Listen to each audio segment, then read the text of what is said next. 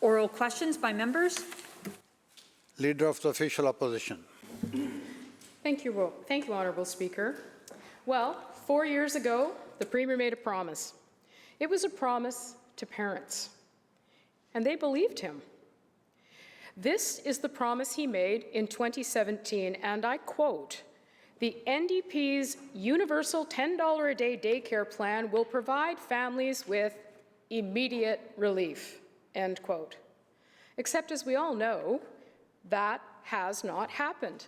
In fact, BC has some of the highest childcare fees in the country, and they increased last year. In Richmond and Surrey, for example, fees went up almost 10% in 2020.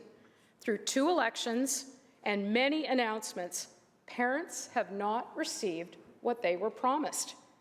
Why did the Premier break his promise to deliver $10 a day daycare? Minister of State for Childcare. Thank you, Honourable Speaker. For many years, parents in this province have been struggling with high cost of childcare, including myself as a mother with a young son. Trying to find affordable, high-quality care is very challenging in most communities across BC. And we have been doing that work since 2017 to put together a comprehensive plan, over 3 dozens of strategies to figure out how do we bring down the cost of childcare, to accelerate the creation of spaces, and at the same time supporting early childhood educators in the workforce. On affordability, we have 3 measures that have significantly bring down the cost of childcare for BC families, including many families who are paying $10 a day or less. And that has been the first time in BC's history that parents have seen a fee reduction. We definitely have more work to do, but currently we are seeing fees going down as government continue to work with local partners and providers and early childhood educators to bring a quality, affordable system for BC families, when the other side of the House, the BC Liberals, have been voting against our plan every step of the way. Leader of the Official Opposition, supplemental. Well, the minister may want to go back and dig up her records and maybe get out of the message box for a moment or two. It was a clear, unequivocal promise. It wasn't many families in British Columbia. It was universal $10 a day daycare. This is a 2-term government that's had 4 years, and they haven't delivered on a promise this Premier has made multiple times. And in fact, the Premier, who is a serial promiser, had all the answers, all the answers. Here are the Premier's very own words. "We're going to get going right away implementing $10 a day daycare for infant and toddler programs in the first year."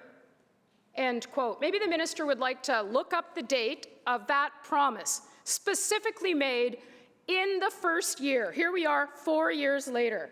Places like Vancouver, Richmond, Burnaby, and Surrey have amongst the highest fees in the country, with toddler fees, the very group that this Premier promised, that group of families, that it would be $10 a day in the first year. Well, their fees can reach almost $2,000 a month, and that's under this Premier and that minister. So, again to the Premier, will he get up today, apologize to the families that have been waiting for more than 4 years for him to deliver on his election promise?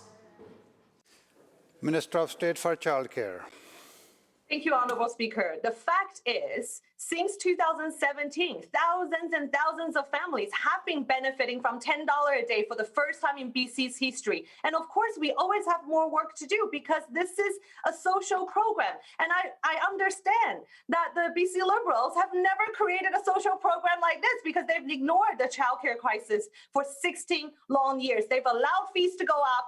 And 1 year, they even deleted some of the childcare subsidies that some families overnight have seen fee increase of $100, $200. They actually allow childcare costs to go up and ignore the childcare crisis. This is a long-term plan to build a new social program. We've committed to the $10 a day plan. That's a 10-year plan. We are well underway to build a new social program, and we have been bringing relief to families every single week. And this year, I'm proud that we are going to more than double the prototype site. That will bring another 2,700 families $10 a day childcare. And many families are actually paying no cost childcare at all. And under the BC Liberal government, they did not have this. And we're proud of the record. We're proud of the work that we're doing. And I'm not going to take any lesson from the BC Liberals who ignore this crisis and cause families to struggle for many years. Member for West Vancouver, Capilano. Thank you, Honourable Speaker. The Premier made a very straightforward promise to implement $10 a day childcare for toddlers in his first year. Instead, this is what the Canadian Centre for Policy Alternatives said. Richmond, BC was among the 5 cities with the highest toddler fees, with a median toddler space costing $1,300, end quote. 4 years of bungling has left parents desperate. Wait lists are growing, some centres are shutting down, and parents are paying the price. Yesterday, instead of delivering on his promises or even a roadmap to get there, the Premier offered up the ability to create more regulation and issue an annual report. So to the Premier, why isn't he delivering on his straightforward promise for $10 a day daycare? Minister of State for Childcare. Thank you, Honourable Speaker. I need to correct the member's statement. We are delivering $10 a day childcare and affordable childcare to tens and thousands of families who are benefiting from our fee reduction program that's not income tested, up to $350 reduction in their fees for the first time in BC history, with 90% of providers joining this program. We are delivering affordable childcare benefit to eliminate fees, to bring fees down to $10 a day, $15 a day for thousands and thousands of BC families. We also have the universal childcare prototype site that's already bringing tons of $10 a day to infant toddler spaces, 3 to 5 spaces, and all the variety of partners that we've been partnering with. And if the opposition member doesn't want to hear from families, let me tell you, and this is, I quote, from an immigrant, Nada, who shared, "Dear Premier, I am writing to commend your government for taking bold actions to address the childcare chaos across BC. Lowering parent fees, raising educator wages, creating more licensed spaces to meet the diverse needs of families are essential to your commitment to make BC more affordable. These actions are already making a difference for thousands of BC's families when the BC Liberals ignored the crisis for 16 years."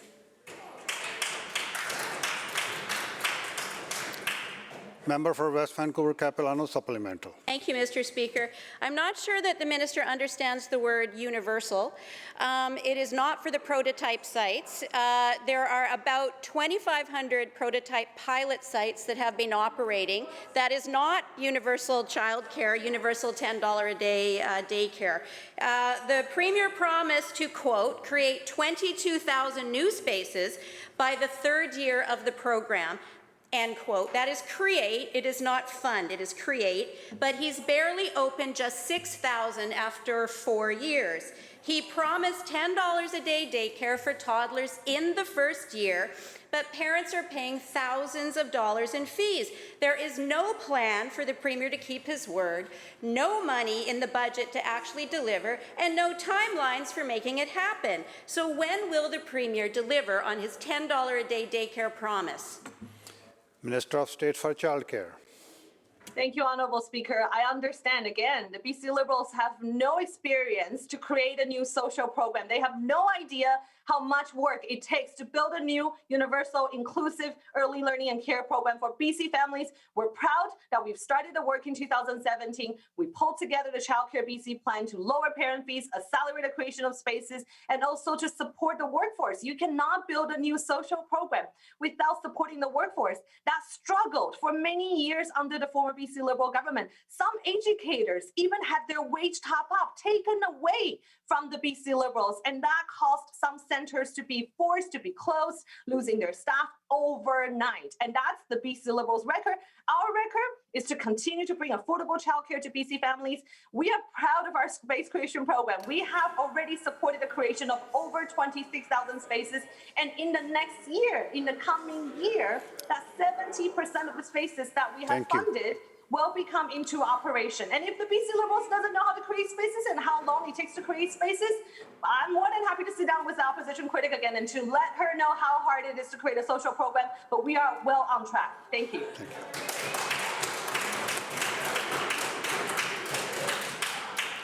Leader of the Green Party. Thank you, Honourable Speaker. I'm glad to hear the Premier will today be finally responding to the deferrals announced by the Pacheedaht, Dididat and Huu-ay-aht First Nations in Fairy Creek. In the absence of leadership from this government, these three nations have stepped forward with deferrals on old-growth logging in their territories. Very amusing to the members of government. But let's be clear, it is this government's lack of leadership on forestry that has put First Nations in the middle of rising tensions in our forests and led to increased conflict and division in communities. I would suggest that the members check their email inbox to determine how serious this is to the people of British Columbia. Many questions remain about the deferrals in Fairy Creek, and I sincerely hope the Premier will be clearing up the uncertainty today.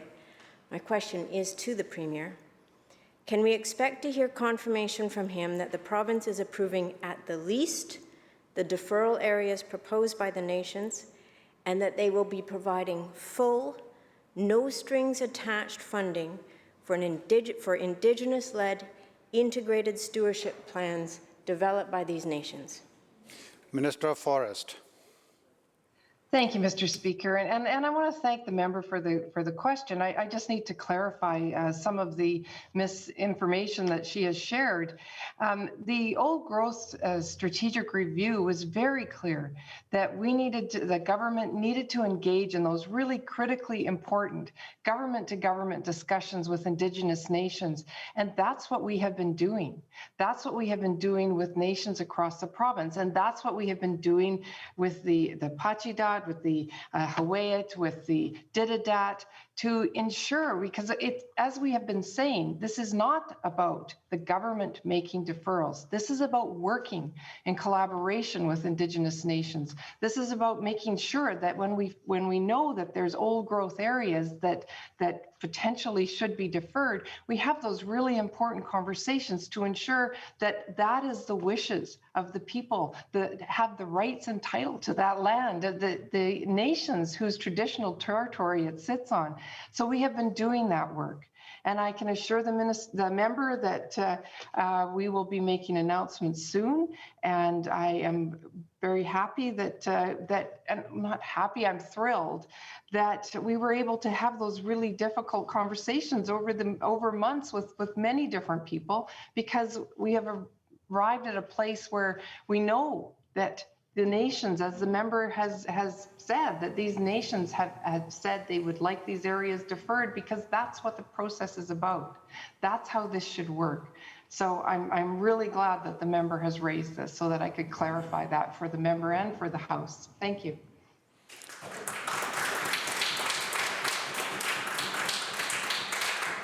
Leader of the Third Party Supplemental. Curious to know, Honourable Speaker, whether those conversations happened before or after the Minister of Indigenous Affairs and Reconciliation signed the benefit agreement that secures the interest of the Crowns on resource extraction in these territories. We know, Honourable Speaker, it is not just Fairy Creek. Fairy Creek is a flashpoint, but logging in ancient forests is happening across the province, often without the consent of the nations on whose territory that logging is taking place. Earlier this session, we shared statements from just a few of the Indigenous leaders calling for an end to old-growth logging in their territories directly with this Minister and Premier, yet nothing has changed. Logging continues without their consent, despite this government's stated promises to reconciliation. David Knox, the hereditary chief of the Kwakiutl, was on CBC just this week talking about how his nation has called on the Premier for years to stop old-growth logging in their territory, and they continue to be ignored. Honourable Speaker, you can't pick and choose invoking reconciliation when it suits you and ignoring it otherwise. And I sure do hope that we will see the commitment that the chiefs of the Pacheedaht, Dididat, and Huu-ay-aht are asking for from this government, which is fully funding Indigenous-led stewardship plans on their territories with no strings attached. However, Honourable Speaker, my next question is also to the Premier. Will all the other nations that have been requesting deferrals but have so far been ignored be hearing from the government this week? Minister of Forest. Thank you very much, Mr. Speaker. And just to clarify, the government has received several requests from First Nations to implement deferrals, and we have responded to all incoming requests, and we are committed to working with them. And some of them we have already started that work. So I just want to make sure the member knows that. And the member is also right. We can't pick and choose when it comes to reconciliation, how we feel about a nation's wishes, about a nation's wants. And we all have to respect that, and we all have to work with those nations. And I too would like to quote some of the chiefs. And one thing I want to say is that the counselor, Chief Counselor Robert Dennis, he said that it is our responsibility to take care of our land for future generations. We are the decision makers. And he goes on to say, we follow the guidance of our elders and citizens to make the decisions we think are right. We are asking others to respect that process and follow our direction on our territory. Our citizens have a constitutionally protected right to manage and benefit from our lands, our waters, and resources.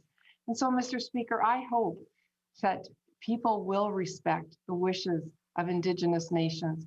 I hope that people will respect the words of the chiefs who have said, please work with us, please respect our wishes, because we are moving forward on what is happening with old growth in this province. We are moving forward because we know that we need to implement all 14 recommendations from the old growth report.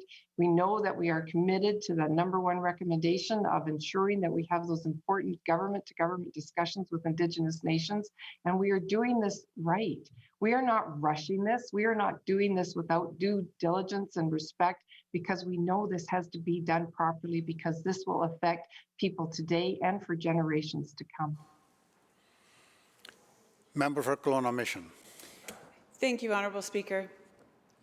Well, to the Premier and the Minister of Health, it might just be a blip. But to the people who are suffering, the families who wait beside them, and the frontline workers who are frustrated, it's so much more than that. This is a crisis of care. Last week at the Langley Event Centre, a 91-year-old woman arrived by cab for her vaccination. She fell and broke her hip. Staff offered comfort, but they couldn't offer the care she needed. An ambulance was called, and it took nearly 2 hours for it to arrive. The Premier and his minister may think it's just a blip, but it's not. It's unacceptable and far too common occurrence right now. Will the Premier acknowledge the failure of ambulances arriving on time is a real crisis and take steps to fix it immediately? Minister of Health. Honourable Speaker, the government has been taking steps to address this problem since 2017.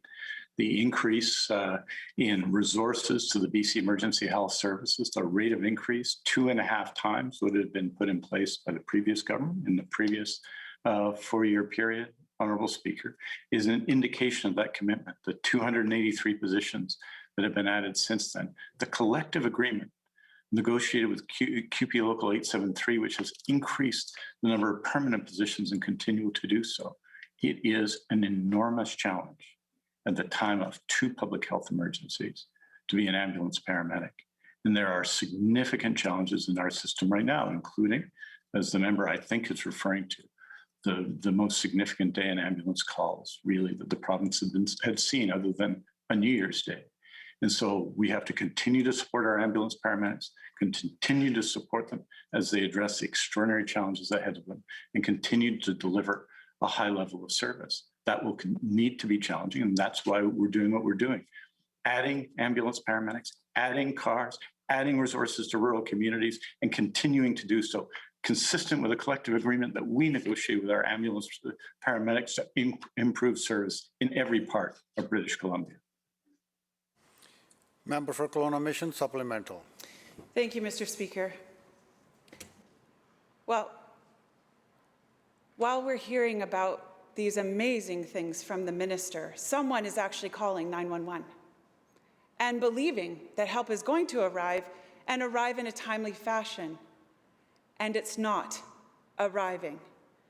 You see, when you're lying on the ground with a broken hip, nobody cares who's in government. They care about the service that they receive. And here's the thing. The people on the ground, the people who are doing their best to help British Columbians in need, have a very different perspective than the ministers. Here's the perspective of a dispatcher on Vancouver Island, and I quote, "The way this is being run, it's dangerous for the public. It's dangerous for those of us who are working. On any given day, we have calls holding for hours, and we just can't get there." End quote. Here's a paramedic who knows the delays aren't a blip and have life and death consequences. And I quote, "People are dying. That's the long and short of it. That people are dying, and we're just not sure who has to die for it to change." End quote. So again, to the Premier, will he take responsibility and fix this crisis with the ambulance system? Minister of Health. Well, Speaker, that is precisely what we're doing, and it's precisely because it's so important to people that we added resources during COVID-19 for rural and remote communities in particular. Air ambulance resources, helicopter resources, resources on the ground to improve wait times. It's why since 2017, for the most serious of calls, wait times have come down in a very challenging time. But I appreciate every day the work of our ambulance paramedics. I celebrate it, I recognize it, I admire it, and I support it by providing the resources necessary. The member will know that in one fiscal year, the previous government provided a 0.6% actual lift to the ambulance service. And naturally, that left challenges. I am not saying, Honourable Speaker, that everything the previous government did was bad. Minister George Abbott, for example, established the community paramedicine program, a program that I have dramatically increased since I've become Minister of Health. Congratulations. But I am saying that providing a 2.5 times rate of increase in resources to the ambulance service demonstrates the Premier's commitment to our ambulance paramedics and is consistent with the commitments we've made. Are there extraordinary challenges? Yes. Do we have an extraordinary team of ambulance paramedics? Yes. And do we need to continue to support them? Absolutely, yes. Member for Kamloops South Thompson. Thank you, Mr. Speaker. Well, with all due respect to the Minister of Health, when someone is in pain, when they're desperate for medical attention, they really don't care in that moment which government did what, when, and where. They don't care about partisan politics. What they do care about is that when they call 911, medical attention is going to arrive in a reasonable period of time to look after them. And Mr. Speaker, that is not happening today for every British Columbian, and that's on this government's watch. Now, a couple weeks ago, a welfare check was done on a senior in Vancouver. Police and firefighters discovered that she'd been on her couch in her own waste for several days. Now, obviously, an ambulance was called.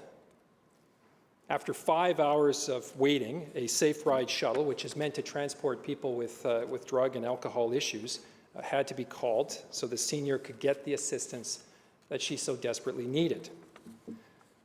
Mr. Speaker, let's stop and think about this for a moment. This is a senior who sat in her own waste for several days. Help arrives, but then she's required to wait another 5 hours. It's unacceptable and it's unconscionable. So the question to the Premier is this: will the Premier step up? Will he fix this crisis so people like this senior aren't waiting hours upon hours for the care that they need. Minister of Health. The member will know that we review every case where there's deficiencies in health services, and he will know that this is what inspires us to give ambulance paramedics their full bargaining rights back, inspired us to work with them to increase the number of ambulance paramedics positions. Since fall, 283 full-time positions established. It's for this very reason, to give our ambulance paramedics support on the ground to do the work that we all need them to do. The member is absolutely right. It's something that we've said consistently, something that the Premier said and I said. At the moment when you need an ambulance, that service is the most important service a government can provide, and it's important that it's there. So we recognize when there are extraordinary challenges and events happen that we have to address those. But I also would say this, that the way you address them is year after year, providing the resources required, increasing the number of positions, increasing the training, ensuring particularly that the interests of people who live in communities such as the honourable member, but around BC, get the level of service that they need. And that is what we're working to do. And year after year, increase in position, year after year, increase in ambulances, and still there are challenges. All that tells me is that we have to continue to make this effort. And I'm committed to do that every single day. Member for Kamloops South Thompson, supplemental. Thank you, Mr. Speaker. Well, indeed, first responders are saying the resources that they have is not enough today. Dispatchers are saying they see it every single day. There aren't enough resources in the system. And of course, British Columbians who have to suffer a horrific experience like this or see their loved one go through this are saying that there is not enough resources in the system. So much more needs to be done. The west end of Vancouver, to Surrey, to Vancouver Island, to Langley, and indeed across the province. The delays in being able to get an ambulance in a timely fashion is becoming the norm. The system isn't working. Troy Clifford, president of the Ambulance Paramedics of BC, says long wait times for people in emergency situations are becoming more common. And I quote, "We're seeing that more and more where people are waiting for ambulances for extended periods of time, and especially in public places like that, that can be a real challenge. It really is becoming, sadly, a norm," end quote. When you're crying out in pain, when your life is at risk, you don't want to hear anyone say that this is a blip in the system and that it doesn't happen that often. It is happening increasingly to far too many British Columbians. So again, to the Premier, will he immediately step up and fix this crisis before the next story is about someone waiting far too long for an ambulance who sadly died? Minister of Health. Honourable Speaker, I hesitate to even use the term blip because I don't believe it's ever come from me. It's only been used by the opposition. I think, given the seriousness of the issues, that kind of tactic isn't up to the level of what we should expect in this debate, in this discussion. What we've tried to do and what we have done, the increase in the support, the resources for the ambulance service, since I've been Minister of Health, an average of 7.96% a year, significantly, in fact, 2.5 times what it had been in the previous years, is an indication of that seriousness. But there's also extraordinary challenges. We are in the midst of 2 public health emergencies. And this has put qualitatively, not just quantitatively in terms of the number of calls received by ambulance paramedics, but qualitatively presented extraordinary challenges to ambulance paramedics on the ground. And our task is to, 1, provide them with the support they need to continue to do their work and to recover when they deal with challenges. 2, to provide more cars and more resources, and we're doing that, and we're continuing to do that. I think that's the way, as legislators, we can respond by providing the resources necessary. The member may say that the resources are insufficient, but they are. The rate of increase, 2.5 times what it is under the level of the previous government. We have to continue to provide this investment because the challenges facing our ambulance system, our first responders out there are real. And of course, we think every day, and I know they think at BC Emergency Health Services every day, of the people waiting for an ambulance and the critical need to get to them as soon as possible. That's what drives us, and that's what's going to continue to motivate our efforts to respond to this situation. Member for Abbotsford West. Thanks, Honourable Speaker. Well, here's the problem the government, the Premier, the Minister need to acknowledge and then address. The situation's getting worse, not better. These horror stories are occurring with greater regularity, not less regularity, Mr. Speaker. These are real people. They are in real distress. And they need some real action to make the situation better. We have heard today about a 91-year-old with a broken hip waiting hours and hours. An elderly person at a SkyTrain station, again with a broken hip, waiting hours for an ambulance to attend. A senior lying in their own excrement, waiting over 5 hours for an ambulance to attend. And one woman elsewhere with a pancreatic attack, I'm told, who has waited over 9 hours for an ambulance to attend. Being in denial, Mr. Speaker, about the magnitude of the problem and the fact that it's getting worse is not going to fix it. It's happening with greater regularity. It is impacting real people at the most vulnerable moment in their life. And the Premier, the Minister, and the government need to provide British Columbians with the assurance today that they are taking steps today to address the problem and stop it from continuing to get worse. Minister of Health. Honourable Speaker, the evidence that we've been taking steps is reflected in the 273 ambulance paramedic positions created since the fall of 2020. Evidence is in the resources provided to the ambulance service.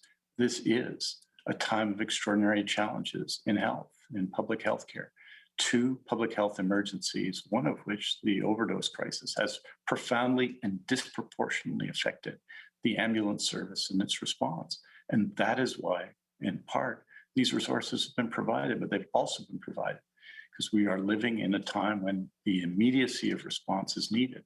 And we needed to improve on the circumstances that we inherited as a government. And we have done that consistently by applying the resources required, by adding new positions, by adding new ambulances, by improving services in rural and remote communities. Do we need to do more? Of course we do. And we're working to do that every day, continuing to hire people through this fall, consistent with a collective agreement that we jointly put together with our ambulance paramedics, designed to improve the quality of work and the quality of service we give to people across BC. This is a problem that we have been working on with dedication, with commitment, and are going to continue to do so, because we believe in the importance of the ambulance service. It's a service deeply, I think, embedded in the communities across BC and in support of people who need an ambulance, who call an ambulance, and deserve to get an ambulance in a way that meets their needs. So thank you very much, Honourable Speaker, and let's continue the work together. The bell ends the question period.